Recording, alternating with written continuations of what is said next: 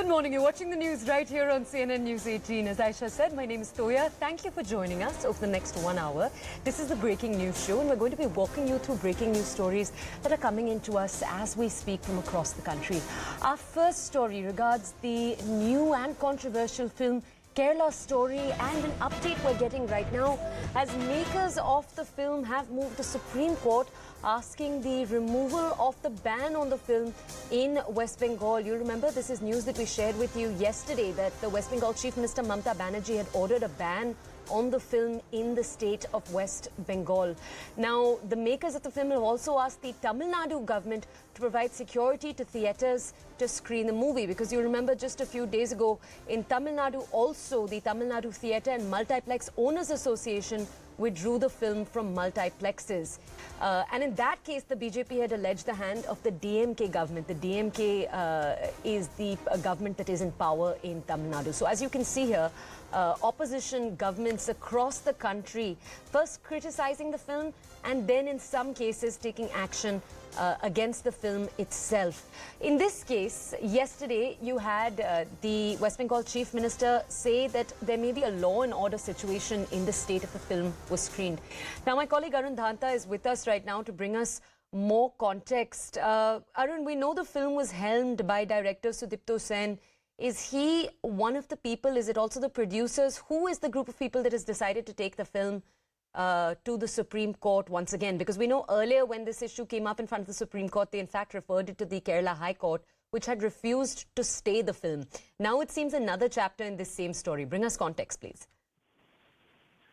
Well, that's right. Now, you see what is happening that in West Bengal, Mamata Banerjee government has put a complete ban on the film. And what is happening in Tamil Nadu is that the theatre and cinema association people are saying that they are risking their properties and the lives of their people if they open theatres, because the security is not being provided by the state government. So they are putting it on the state government that due to their lackadaisical approach, they have to put down the movie in Tamil Nadu. Now, what we are given to understand from our sources is that the Kerala Story team has moved the Supreme Court demanding the removal of the ban in West Bengal, and also seeking directions to the Tamil Nadu government to provide security to the theatres and cinema house there in Tamil Nadu. And we have seen this story is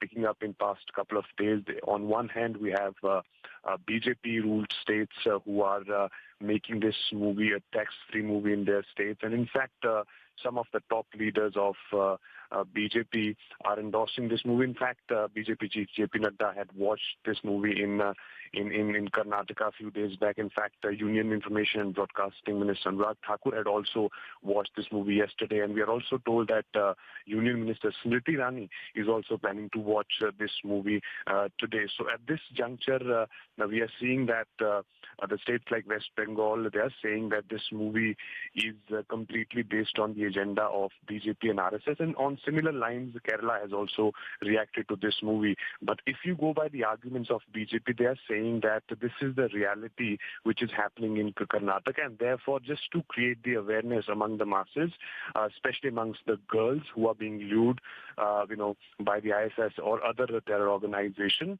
can be protected, and therefore we are seeing this tussle is going on. On one hand, there are Correct. people who have already moved Supreme Court demanding a countrywide ban on the Kerala Story, and now we are seeing that the team of the Kerala Story has approached the Supreme Court demanding in fact certain directions from the court. Okay, I want to ask you, Arun, now let's take a deeper dive into part of what you said. The film's most controversial claim, it's a headlining claim, is that 32,000 girls went missing from the state of Kerala after being forcefully converted to Islam and then recruited by ISIS. I want to understand from you, Arun, the director said that he has evidence for this claim, but as far as I'm aware, he hasn't actually publicly shared what evidence that is. Is that accurate? We'll see. Even the same question we asked a few BJP leaders who are endorsing this, and their answer, of course, was that if movie talks about 32,000 girls being lured and then later on being used by ISIS.